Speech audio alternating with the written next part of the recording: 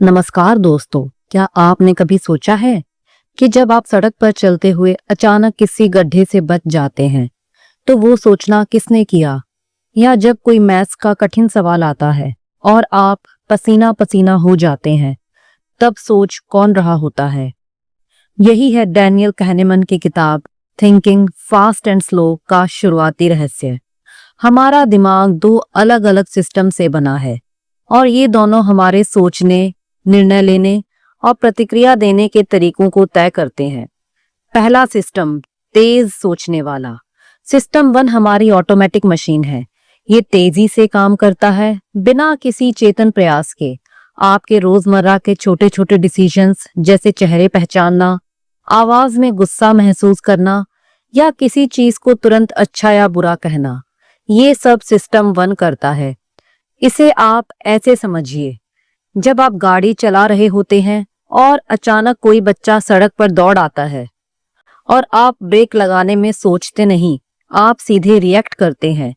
यही है सिस्टम 1 की शक्ति, तेज और ऑटोमेटिक डिसीजन। लेकिन यही शक्ति उसकी कमजोरी भी है, क्योंकि सिस्टम 1 स्पीड को सटीकता से ऊपर रखता है। वो अक्सर फैक्ट्स को नहीं, एक्सपीरियंस और इमोशंस को आधार बनाता है। जैसे अगर आप किसी व्यक्ति को पहली बार मिले और वो मुस्कुराकर बोले, आपका दिमाग तुरंत डिसाइड कर लेता है ये अच्छा इंसान है। पर क्या मुस्कान सच्चाई की गारंटी है? नहीं। पर सिस्टम 1 ने फैसला कर लिया बिना किसी तर्क के। डैनियल kahneman बताते हैं कि सिस्टम 1 हमेशा एक्टिव मोड में रहता है। वो हर क्षण हमारे आसपास की दुनिया को समझने की कोशिश करता है और वहां गैप दिखे तो तुरंत गैस से भर देता है। यानी अगर पूरी जानकारी नहीं है तो भी वो निष्कर्ष निकाल लेता है। यही है उसकी इंट्यूशन। सिस्टम 2, धीमा सोचने वाला दिमाग। अब आइए सिस्टम 2 पर। यह वो हिस्सा है जो गहराई से सोचता है, विश्लेषण करता है और मेहनत मांगता है। ये तब एक्टिव होता है जब आप किसी समस्या को हल कर रहे होते हैं, जैसे मैथ्स का सवाल, कोई कॉम्प्लेक्स डिसीजन या किसी घटना का कारण ढूंढना। सिस्टम 2 का काम है सिस्टम 1 द्वारा की गई गलतियों को पकड़ना। पर दिक्कत यह है कि सिस्टम 2 लेजी है। वो तभी रिएक्ट करता है जब आप उसे मजबूर करें। मान लीजिए सवाल है, एक बैट और बॉल की कुल कीमत 110 रुपए है। बैट बॉल से 100 रुपए महंगा है, तो बॉल की कीमत क्या होगी? आपका सिस्टम 1 तुरंत कहेगा 10 रुपए, क्योंकि ये आसान और इंट्यूटिव जवाब है। लेकिन अगर आप रुककर सिस्टम 2 को सोचने दें तो पता चलेगा कि अगर बॉल 10 रुपए की है तो बैट 110 का होगा, कुल 120 रुपए। तो सही जवाब 5 है। देखा आपने, सिस्टम 1 जल्दी है लेकिन गलत। सिस्टम 2 धीमा है पर सही। सिस्टम 1 और सिस्टम 2 के बीच का टग ऑफ वॉर। kahneman कहते हैं, हमारा दिमाग सिस्टम 1 के सहारे दुनिया को संभालना चाहता है, क्योंकि वह आसान और कम मेहनती रास्ता है। लेकिन असली समझदारी ये जानने में है कि कब सिस्टम 1 पर भरोसा करें और कब सिस्टम 2 को सक्रिय करें। आप हर वक्त विश्लेषण नहीं कर सकते, क्योंकि तब आपका दिमाग थक जाएगा। लेकिन हर वक्त इंट्यूशन पर भरोसा करना भी खतरनाक है। मान लीजिए अगर कोई डॉक्टर सर्जरी कर रहा है, तो उसके सिस्टम 1 ने वर्षों के अनुभव से रिफ्लेक्स तैयार किया है। वो तेज फैसले कर सकता है, क्योंकि उसकी इंट्यूशन ट्रेंड है। पर अगर कोई नया डॉक्टर वही तेजी दिखाए बिना एक्सपीरियंस के, तो परिणाम खतरनाक हो सकता है। इसीलिए kahneman कहते हैं, इंट्यूशन तब विश्वसनीय है जब अनुभव और दोहराव से पक्का हो चुका हो। Cognitive ease versus cognitive strain. kahneman ने एक और दिलचस्प बात बताई है, हमारा दिमाग आराम चाहता है। वो उसी चीज को पसंद करता है जो आसानी से समझ में आ जाए, इसे कॉग्निटिव ईज कहते हैं। और उसे पसंद नहीं करता जो मेहनत मांगे, ये कॉग्निटिव स्ट्रेन है। यानी अगर कोई वाक्य साफ और सुंदर लिखा है तो हम उसे सही मानने लगते हैं, भले ही वो झूठ हो। जैसे संतरा फल है, संतरा ग्रह है। पहला वाक्य आसानी से समझ में आता है, इसीलिए दिमाग कहता है सही। दूसरा थोड़ा अजीब लगता है, इसीलिए सिस्टम 2 एक्टिव हो जाता है और कहता है गलत। यही वजह है कि झूठ अगर बार बार और सरल तरीके से कहा जाए तो वो भी सच लगने लगता है। यह बात कहनेमन ने इल्यूजन ऑफ ट्रुथ इफेक्ट के रूप में समझाई है। मानसिक शॉर्टकट यानी ह्यूरिस्टिक्स की शुरुआत। सिस्टम 1 सोच को तेज बनाने के लिए शॉर्टकट्स लेता है, जिन्हें कहनेमन ह्यूरिस्टिक्स कहते हैं। ये वो मानसिक रास्ते हैं जो समय बचाते हैं पर सटीकता की बलि देते हैं। जैसे हम मान लेते हैं कि जो चीज याद करना आसान है वह अधिक सामान्य है। जो व्यक्ति आत्मविश्वासी दिखे वो जरूर जानकार होगा, या जो जानकारी बार बार मिले वो सच्ची होगी। यही शॉर्टकट हमारे बायसेस बनाते हैं, जैसे कंफर्मेशन बायस, सिर्फ अपने विचारों को सही मानना। अवेलेबिलिटी बायस, जो याद आए वही सच मानना। रिप्रेजेंटेटिवनेस बायस, रूप देखकर निष्कर्ष निकालना। कहनेमन बताते हैं हमारा सिस्टम 1 बिलीफ मशीन है। वो हर जानकारी पर यकीन कर लेता है जब तक सिस्टम 2 उसे रोक ना दे। अब एक पल सोचिए, आज आपने कितने निर्णय बिना सोचे लिए? किसी पर भरोसा, किसी पर शक, कुछ पसंद, कुछ नापसंद। क्या आपने सच में सोचा था या बस सिस्टम 1 ने जवाब दे दिया? डेनियल कहनेमन हमें यही सिखाते हैं। अगर आप सही फैसले लेना चाहते हैं तो पहले जानिए कि आप कैसे सोचते हैं। क्या आपके साथ कभी ऐसा हुआ है कि आपने जल्दी में कोई डिसीजन लिया और बाद में पछताए? आपने कहा मुझे लगा था ये सही है, पर वो लगना ही तो असली जाल है। डेनियल कहनेमन कहते हैं हमारा दिमाग बुद्धिमान नहीं, चालाक है। वो चीजों को समझने से पहले ही फैसला कर लेता है। वो निष्कर्ष पर पहले पहुंच जाता है और बाद में उसके समर्थन में कारण ढूंढता है। यही कारण है कि हम गलतियों को विचार नहीं, अनुभव समझ लेते हैं। और यहीं से शुरू होती हैं दिमाग की 4 बड़ी चालें। पहली है एंकरिंग, दूसरी अवेलेबिलिटी ह्यूरिस्टिक, तीसरी है रिप्रेजेंटेटिवनेस और चौथी है ओवर कॉन्फिडेंस। आइए इन्हें एक एक करके समझते हैं विस्तार से, अनुभवों के साथ। पहला है एंकरिंग इफेक्ट, जब पहली जानकारी सब कुछ तय कर देती है। मान लीजिए आप एक दुकान पर गए। पहले दुकानदार कहता है ये जैकेट 5,000 की है, पर आपके लिए 2.5 में दे देता हूँ। आपको लगता है वाह, आधी कीमत। अब सोचिए, अगर उसने सीधा कहा होता 2,500 की, क्या आपको वो सस्ता लगता? शायद नहीं, क्योंकि आपका दिमाग पहले 5,000 को एंकर मान चुका था। यानी पहली जानकारी ही बाकी डिसीजंस को प्रभावित करती है। कहनेमन बताते हैं एंकर्स आर एवरीवेयर। वो हमारे दिमाग में चुपचाप घुस जाते हैं और हम उनके आसपास सोचने लगते हैं। कहनेमन और ट्वेरेस्की ने लोगों से कहा कि एक चक्के को घुमाओ। अगर नंबर 10 आया तो पूछो अफ्रीका में कितने देश हैं। अगर नंबर 65 आया तो वही सवाल पूछा गया, पर जिन लोगों ने 10 देखा उन्होंने कहा लगभग 25 देश, और जिनके लिए 65 आया उन्होंने कहा लगभग 45 देश। यानी बेकार सा नंबर भी सोच पर असर डाल गया। हम सोचते हैं कि हम तर्क कर रहे हैं, पर असल में हम उस पहले नंबर, पहली सूचना या पहले प्रभाव के कैदी बन जाते हैं। अब दूसरा है हमारा अवेलेबिलिटी ह्यूरिस्टिक, जो आसानी से याद आए वही सच लगता है। कहनेमन कहते हैं हम सच्चाई नहीं ढूंढते, हम वही मान लेते हैं जो आसानी से याद आता है। अगर टीवी पर किसी हवाई दुर्घटना की खबर बार बार आती है तो हमें लगता है कि हवाई दुर्घटना बहुत खतरनाक है, पर असल में रोड एक्सीडेंट्स में मरने वालों की संख्या 1000 गुना ज्यादा है। लेकिन क्योंकि वे खबरें दिखती कम है, दिमाग उन्हें महत्वहीन मान लेता है। अवेलेबिलिटी बायस हमें यह विश्वास दिलाता है कि जो दिखे वही दुनिया की सच्चाई है। कहनेमन इस प्रभाव को अवेलेबिलिटी कैस्केड कहते हैं। जब कोई विचार बार बार मीडिया, दोस्तों या सोशल नेटवर्क में आता है तो वो धीरे धीरे सामाजिक सच्चाई बन जाता है। आजकल सोशल मीडिया पर जो चीज ट्रेंड करती है वो हमें सही लगने लगती है, भले ही उसका कोई सबूत ना हो।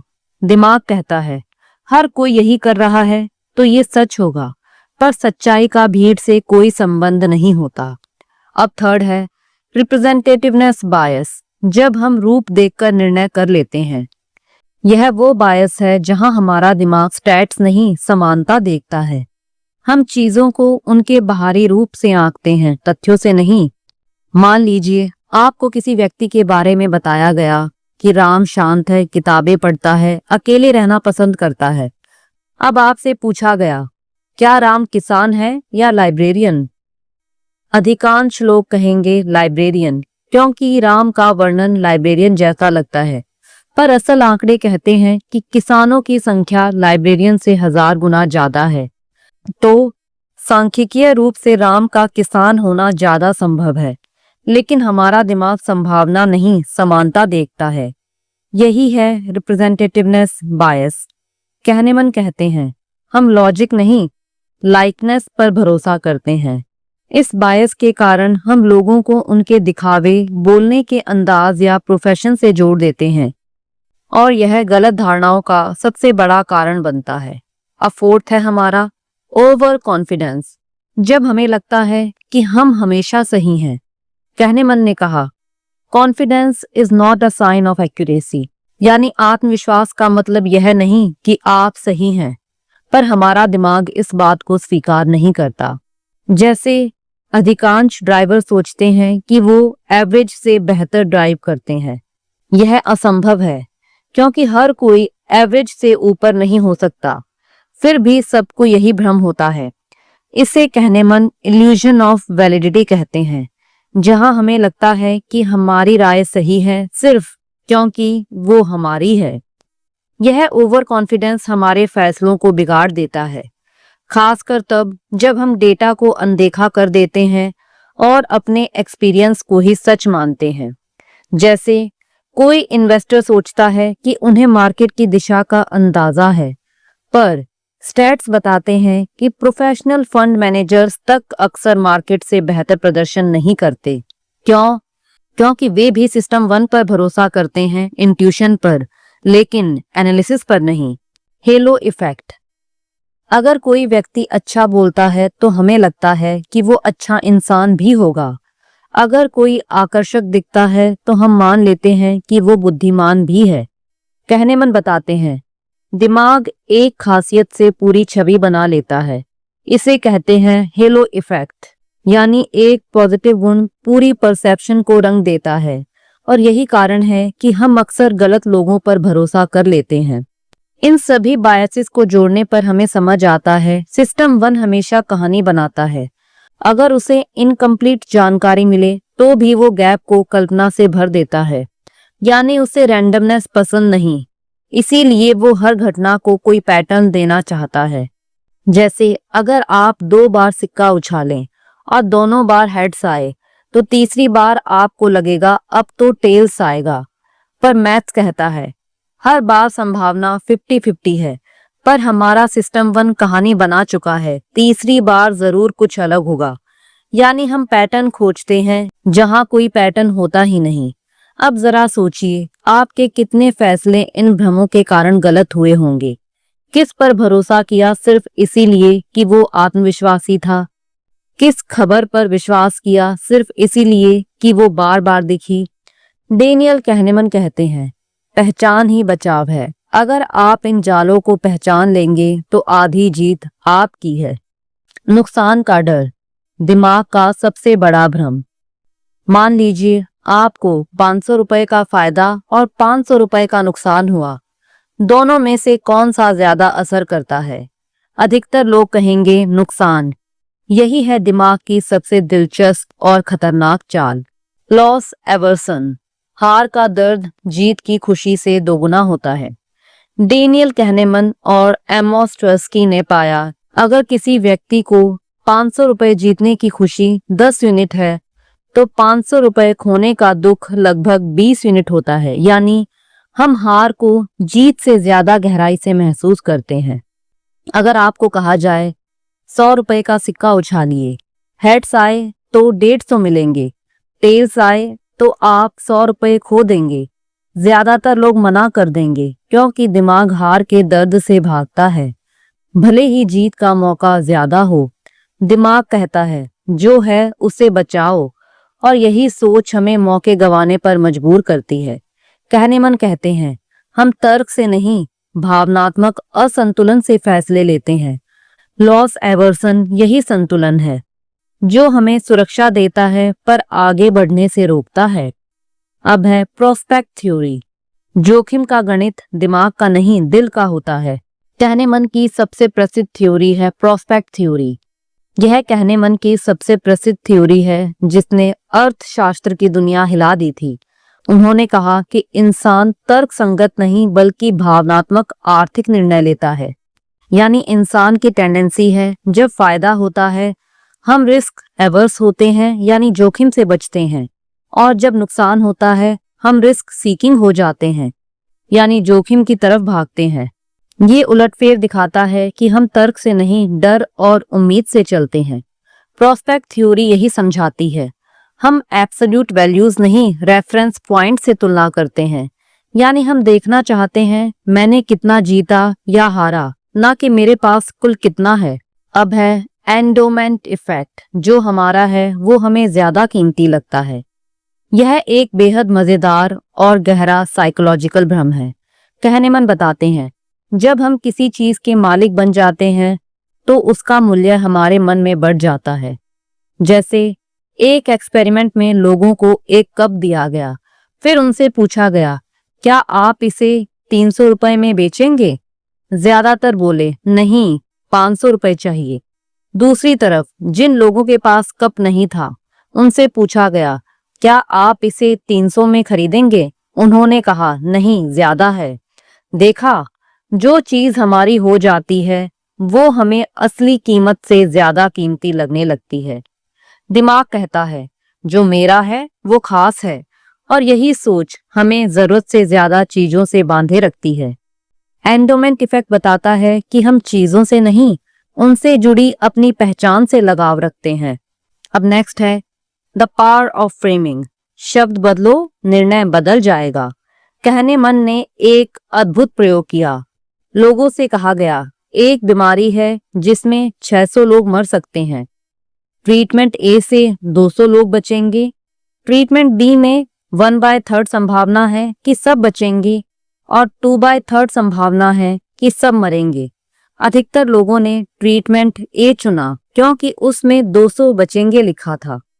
अब वही प्रयोग थोड़ा बदलकर पूछा गया। ट्रीटमेंट ए में 400 लोग मरेंगे और ट्रीटमेंट बी में वही संभावना कि 1/3 संभावना है कि सब बचेंगे और 2/3 संभावना है कि सब मरेंगे। अब लोगों ने ट्रीटमेंट बी चुना क्योंकि पहले विकल्प में मरेंगे लिखा था। हमारा निर्णय इस बात पर निर्भर करता है कि समस्या कैसे प्रस्तुत की गई है। फ्रेमिंग बदलने से पूरा परसेप्शन बदल जाता है। हम तर्क से नहीं, शब्दों से संचालित होते हैं और शब्द ही हमारी भावनाओं का जीपीएस है। अब है द सर्टेनिटी इफेक्ट। पक्का शब्द हमें अंधा कर देता है। अगर किसी चीज में 100% गारंटी है तो हम बाकी विकल्प देखना ही बंद कर देते हैं। कहनेमन कहते हैं सर्टेनिटी का आकर्षण इतना मजबूत होता है कि हम छोटे जोखिमों की बड़ी सच्चाई नहीं देख पाते। मान लीजिए अगर किसी ऑफर में लिखा हो 100% मनी बैक गारंटी, तो हम तुरंत भरोसा कर लेते हैं, भले ही संभावना वही रहे। यानी हमें पक्का सुनना अच्छा लगता है, भले ही जिंदगी में कुछ भी पक्का ना हो। अब है द रिफ्लेक्शन इफेक्ट। जीत और हार में हमारा दिमाग अलग व्यक्ति बन जाता है। कहनेमन कहते हैं जब हम जीत की स्थिति में होते हैं तो हम बहुत सतर्क रहते हैं, पर हार की स्थिति में हम अचानक साहसी बन जाते हैं। जैसे एक व्यापारी जिसने नुकसान झेला हो, वो अगले सौदे में और बड़ा रिस्क लेता है, ये सोचकर अब तो कुछ खोने को बचा ही नहीं। यही रिफ्लेक्शन इफेक्ट है, जहां दिमाग स्थिति के हिसाब से अपना व्यवहार पलट देता है। अब खुद से पूछिए, क्या आप फैसले दिल से लेते हैं या दिमाग से? क्या आप मौके तलाशते हैं या नुकसान से डरते हैं? कहनेमन कहते हैं सफल व्यक्ति वो नहीं जो गलती नहीं करता, बल्कि वो है जो अपनी मानसिक भूलों को पहचानकर सुधारता है। आपने कभी सोचा है कि क्यों हम बार बार सोचते हैं कि भविष्य हमारे प्लान के हिसाब से चलेगा, और फिर वही भविष्य हमें बार बार हैरान कर देता है। डेनियल कहनेमन कहते हैं, हम भविष्य के बारे में अनुमान लगाते नहीं बल्कि कहानियां बनाते हैं, और इन कहानियों में सच्चाई कम, आशा और भ्रम ज्यादा होते हैं। अब है द प्लानिंग फैलेसी। हमेशा लगता है काम जल्दी और सस्ता होगा। कहनेमन बताते हैं, लगभग हर इंसान, हर प्रोजेक्ट और हर संस्था प्लानिंग फैलेसी से ग्रसित है। यह वह भ्रम है जिसमें हमें लगता है कि हमारा काम तय समय से पहले और तय बजट से कम में हो जाएगा। जैसे अगर किसी बिल्डर से पूछो इमारत कब बनेगी, वो कहेगा 6 महीने में, पर लगभग हर बार वो काम साल भर खिंच जाता है। क्यों? क्योंकि हमारा दिमाग पॉजिटिव भविष्य की कहानी बना लेता है। वो रुकावटें, देरी और वास्तविक जटिलताएं नहीं देखना चाहता। हम सोचते हैं कि हम प्लान बना रहे हैं, असल में हम सपना बना रहे होते हैं। कहनेमन कहते हैं, इनसाइड व्यू, हमें अपनी योजना शानदार लगती है, पर आउटसाइड व्यू ही सच्चा अनुमान देता है। अगर आप किसी प्रोजेक्ट का प्लान बना रहे हैं तो सिर्फ अपनी आशा मत देखिए, बल्कि पिछले अनुभवों से तुलना कीजिए, यानी सोचिए लोगों को आम तौर पर कितना समय लगा। हिंडसाइट बायस, सब कुछ बाद में साफ दिखता है। यह बायस बेहद दिलचस्प है। कहनेमन इसे कहते हैं the I knew it all along effect. जैसे जब कोई क्रिकेट मैच खत्म होता है तो हम कहते हैं, मुझे तो पहले से पता था कि इंडिया जीतेगा, पर असल में मैच से पहले हमें उतना भरोसा नहीं था। यानी जब परिणाम मिल जाता है तो दिमाग उसे प्रेडिक्टेबल बना देता है। हमें लगता है कि हमने ये पहले ही सोच लिया था। हम भविष्य नहीं जानते, बस अतीत को सुंदर बना देते हैं। कहनेमन कहते हैं, hindsight bias is dangerous because it gives us false confidence. हमें लगता है कि हमने सही निर्णय लिए थे, पर असल में हम सिर्फ किस्मत को तर्क का नाम दे रहे होते हैं। यह बायस हमें सीखने से रोकता है क्योंकि हम मान लेते हैं कि हमने गलती की ही नहीं। द इल्यूजन ऑफ अंडरस्टैंडिंग, हम सोचते हैं हम दुनिया को समझते हैं पर नहीं समझते। कहनेमन कहते हैं, हम कहानियों के जरिए दुनिया को समझते हैं, पर वो कहानियां सच्चाई नहीं होती। जैसे जब किसी कंपनी की सक्सेस स्टोरी लिखी जाती है तो लेखक कहता है, सीईओ विजनरी था, कल्चर शानदार था, पर जब वही कंपनी डूब जाती है तो लिखा जाता है, सीईओ घमंडी था, कल्चर रिजिड था। हकीकत यह है, कहानी बस परिणाम के हिसाब से बदली जाती है। यानी हमें नहीं पता कि सफलता क्यों आई, पर हम उसके लिए कारण गढ़ लेते हैं। हम डेटा नहीं, ड्रामा पसंद करते हैं। दिमाग तर्क नहीं, कहानी चाहता है, और यही कहानी हमें भ्रम में रखती है कि हम दुनिया को समझते हैं। द इल्यूजन ऑफ प्रेडिक्शन, हम भविष्य नहीं जानते पर भविष्यवाणी करते रहते हैं। कहनेमन ने लिखा, professional forecasters are no better than chance, यानी ज्यादातर भविष्यवाणियां अनुमान से बेहतर नहीं होती। उन्होंने कई विशेषज्ञों को कहा कि वे अर्थव्यवस्था, चुनाव या स्टॉक मार्केट के बारे में भविष्यवाणी करें, पर जब परिणाम आए उनकी एक्यूरेसी लगभग रैंडम गैसिंग जितनी ही थी।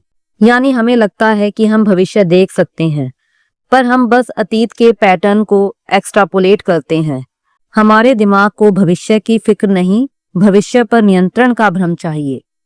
भविष्यवाणी से ज्यादा जरूरी है लचीलापन और तैयारी। The experience versus remembering self, खुशी दो दिमागों की कहानी है। यह किताब का सबसे भावनात्मक और दार्शनिक हिस्सा है। कहनेमन कहते हैं, हमारे अंदर 2 सेल्फ होते हैं, एक्सपीरियंसिंग सेल्फ जो इस पल को महसूस करता है, और दूसरा है रिमेम्बरिंग सेल्फ जो बाद में कहानी बनाता है। मान लीजिए आप छुट्टी पर गए, 10 दिन खूब मजे किए, पर आखिरी दिन बहुत बुरा रहा। जब कोई पूछेगा कैसी रही छुट्टी, तो आप कहेंगे अच्छी थी पर अंत खराब था। यानी एक दिन पूरे अनुभव की याद को परिभाषित कर गया। आपका एक्सपीरियंसिंग सेल्फ खुश था, पर रिमेम्बरिंग सेल्फ ने उसे बुरा घोषित कर दिया। हम जीते कम हैं, याद ज्यादा रखते हैं। और सबसे बड़ी बात, डिसीजन रिमेम्बरिंग सेल्फ लेता है, भले ही उसे अनुभव करने वाला सेल्फ कुछ और महसूस कर रहा हो। यही कारण है कि हम बार बार वही गलती करते हैं। हम उस चीज को दोहराते हैं जो हमें याद में अच्छी लगी थी, ना कि जो असल में सुखद थी। The peak and rule. हम किसी अनुभव को उसके अंत और चरम से याद रखते हैं। कहनेमन ने एक प्रयोग किया। लोगों को ठंडे पानी में हाथ डालने को कहा गया। पहली बार 60 सेकंड तक बर्फ जैसा ठंडा पानी, दूसरी बार 60 सेकंड उतना ही ठंडा, पर आखिरी 30 सेकंड थोड़ा कम ठंडा। जब उनसे पूछा गया कौन सा अनुभव दोहराना चाहेंगे, ज्यादातर ने दूसरा चुना, भले ही ज्यादा लंबा और कुल मिलाकर ज्यादा दर्दनाक था, क्योंकि उनका दिमाग एंड को याद रखता है, पूरी अवधि को नहीं। पीक एंड रूल बताता है हमारे याद रखने का तरीका तर्कसंगत नहीं है। हम किसी भी अनुभव को उसके पीक और एंड से परिभाषित करते हैं। जीवन लंबा नहीं, अनुभवों के अंत से याद रखा जाता है। अब है ड्यूरेशन नेग्लेक्ट। दिमाग को समय की परवाह नहीं होती। कहनेमन ने पाया कि हम किसी अनुभव की अवधि को लगभग नजरअंदाज नहीं कर देते हैं। यानी अगर कोई चीज थोड़ी देर के लिए बहुत अच्छी थी तो हम उसे शानदार मान लेते हैं, भले ही बाकी समय औसत रहा। अगर कोई फिल्म का अंत शानदार है तो हमें पूरी फिल्म पसंद आने लगती है, भले ही पहले 1 घंटा बोरिंग हो। हम अनुभव की पूरी जर्नी याद नहीं रखते, बस उसके हाईलाइट मोमेंट्स याद रखते हैं। अब रुकिए और खुद से पूछिए, क्या आप खुश हैं या बस याद की हुई खुशी जी रहे हैं? डेनियल कहनेमन हमें चुनौती देते हैं। खुश रहना और खुश सोचना दो अलग बातें हैं। अगर हम अपनी यादों वाली खुशी को ही सच मान लेंगे तो असली अनुभव खो देंगे। तो लेखक हमें सिखाते हैं खुशी महसूस करने के लिए हमें यादों से नहीं, पल से दोस्ती करनी होगी। लेखक हमें सिखाते हैं कि हमारी सोच कैसे हमारी जिंदगी की दिशा तय करती है और कभी कभी हमें धोखा भी देती है। ओवर कॉन्फिडेंस बायस। हम जितना ज्यादा जानते हैं उससे ज्यादा भरोसा क्यों करते हैं? क्या आपने कभी किसी परीक्षा से पहले सोचा कि मैं तो सब जानता हूँ और फिर रिजल्ट कुछ और निकले? यही है ओवर कॉन्फिडेंस बायस, यानी अपनी क्षमता, ज्ञान या डिसीजंस पर जरूरत से ज्यादा भरोसा करना। डेनियल कहनेमन बताते हैं कि इंसान का दिमाग खुद को सही मानने की बहुत कोशिश करता है। सिस्टम 1 हमें जल्दी फैसले लेने पर मजबूर करता है और सिस्टम 2 अक्सर यह नहीं देख पाता कि हम गलती कर रहे हैं। The illusion of validity. सही दिखने वाली बातें हमेशा सही नहीं होती। कई बार हम सोचते हैं कि अगर कोई चीज कंसिस्टेंट लग रही है तो वो सच होगी। जैसे कोई इन्वेस्टर किसी स्टॉक का ट्रेंड देखकर कहे ये हमेशा ऊपर जाता है इसीलिए ये अच्छा निवेश है, लेकिन असल में ये सिर्फ इल्यूजन है। कहनेमन कहते हैं कि हमारी मेमोरी और अनुभव हमें पैटर्न दिखाते हैं जहां शायद कोई पैटर्न होता ही नहीं। यानी हम भविष्य को समझने की कोशिश करते हैं लेकिन भविष्य हमेशा अनप्रेडिक्टेबल होता है। The planning fallacy. हमेशा लगेगा काम जल्दी हो जाएगा। आपने देखा होगा कि कोई प्रोजेक्ट हमेशा तय समय से ज्यादा लेता है, चाहे स्कूल का असाइनमेंट हो या सरकारी योजना। कहनेमन इसे प्लानिंग फैलेसी कहते हैं। जब हमें लगता है कि हम इस बार टाइम पर कर लेंगे, लेकिन हकीकत में ऐसा होता नहीं। क्यों? क्योंकि सिस्टम 1 हमें ऑप्टिमिस्टिक बनाता है और सिस्टम 2 को लेजी कर देता है। हमें सिर्फ अपने अच्छे अनुभव याद रहते हैं और बुरे अनुभवों को नजरअंदाज कर देते हैं। कहनेमन की सलाह। भविष्य की योजना बनाते समय हमेशा आउटसाइड व्यू अपनाओ, यानी अपने पिछले अनुभवों और दूसरों की गलतियों से सीखो। Prospect theory. नुकसान का डर फायदे से ज्यादा गहरा होता है। यह इस किताब का सबसे प्रसिद्ध प्रिंसिपल है। कहनेमन और उनके साथी एमोस ट्वेस्के ने बताया कि लोग नुकसान से बचने के लिए फायदे से ज्यादा मेहनत करते हैं। जैसे कोई कहे आपको 100 रुपए मिल सकते हैं और दूसरा कहे आप 100 रुपए खो सकते हैं, तो ज्यादातर लोग खोने से बचने वाला विकल्प चुनेंगे, भले ही दोनों का मतलब बराबर हो। इस सोच को लॉस एवर्सन कहा गया है।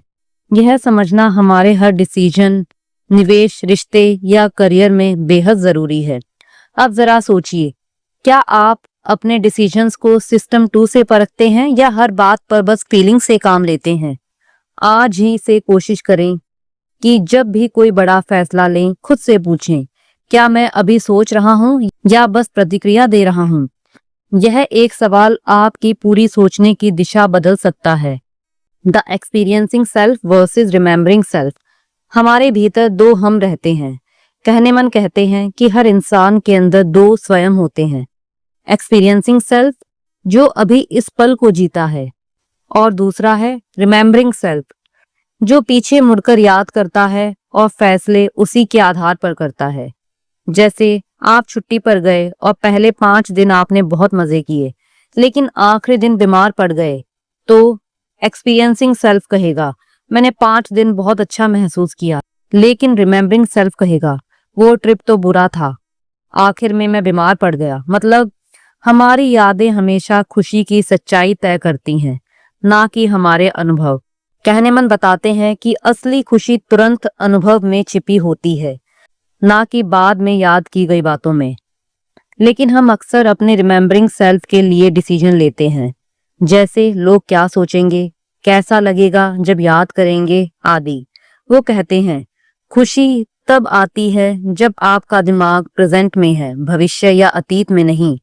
धीरे सोचो, सही सोचो। थिंकिंग फास्ट एंड स्लो हमें यह नहीं कहती कि सिस्टम 1 बुरा है या सिस्टम 2 बेहतर है, बल्कि यह सिखाती है कि दोनों की अपनी जगह है। सिस्टम 1 हमें तुरंत डिसीजन लेने में मदद करता है, सिस्टम 2 हमें गंभीर सोचने में सहायता देता है। लेकिन सच्ची समझ तब आती है जब दोनों का बैलेंस रहता है। तो अगली बात, जब आप कोई फैसला लें, किसी बात पर जल्दी राय बनाएं या किसी पर भरोसा करें, तो जरा सोचिए, गहरी सांस लीजिए और सोचिए, क्या ये सिस्टम 1 बोल रहा है या सिस्टम 2? क्योंकि यही सवाल आपके सोचने का तरीका बदल सकता है, और वही आपकी जिंदगी। इस बुक समरी को अंत तक सुनने के लिए आपका दिल से आभार। धन्यवाद।